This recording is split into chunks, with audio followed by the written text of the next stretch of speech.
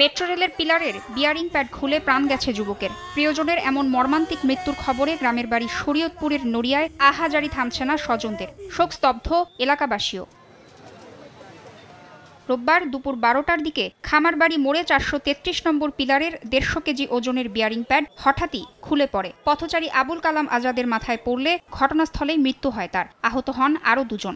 উপরের থেকে ওই মেট্রোলের পিলারের নিচ থেকে স্প্রিংটা সুইটটা এই জায়গায় পড়ছে। পাথরটা পড়ছিল, সেই পাথরটা স্প্রিং করে আমার দিকে আসছে, তখন আমার জীবন বাঁচাতে গিয়ে আমি এভাবে ঠেক দিই। ঘটনাস্থলে তাৎক্ষণিক উপস্থিত হন আইন শৃঙ্খলা বাহিনীর সদস্যরা। সেই সঙ্গে উপস্থিত হয় মেট্রো রেল কর্তৃপক্ষ। জানায় গাফিলতি পেলে নেওয়া হবে ব্যবস্থা। বিয়ারিং প্যাড বলে এটাকে।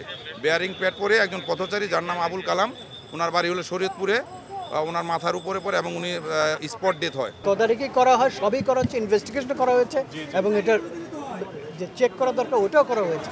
অ্যাক্সিডেন্ট হয়েছে, আমাদের কাজ হলো যাতে অ্যাক্সিডেন্ট আর না হয় ওটার প্রতিরোধ করা। বেলা 2:30টার দিকে ঘটনাস্থলে উপস্থিত হন সড়ক পরিবহন উপদেষ্টা। ঘটনা তদন্তে 5 সদস্যের একটি কমিটি গঠনের কথা জানান তিনি। একই সঙ্গে ক্ষতিগ্রস্ত পরিবারকে 5 লাখ টাকা অনুদান ও পরিবারের অন্য সদস্যকে মেট্রো রেলে চাকরি দেওয়ার ঘোষণা দেন। নিহতের সমস্ত দায় দায়িত্ব আমরা গ্রহণ করব, মেট্রো রেল গ্রহণ করবে।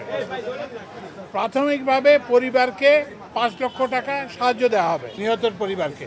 এরপরে নিহতের পরিবারে যদি কোনো কর্মক্ষোভ ইয়ে থাকে তাকে মেট্রো রেলে চাকরি দেওয়া হবে। ঘটনাটা কেন ঘটলো সেটার জন্য আমরা একটা তদন্ত কমিটি গঠন করেছি। এদিকে দুর্ঘটনার পর থেকেই বন্ধ ছিল মেট্রো রেল চলাচল। এতে ভোগান্তিতে পড়েন চলাচলকারী মানুষ। প্রায় 2.5 ঘন্টা বন্ধ থাকার পর চালু হয় আগারগাঁও থেকে উত্তরা অংশের মেট্রো চলাচল।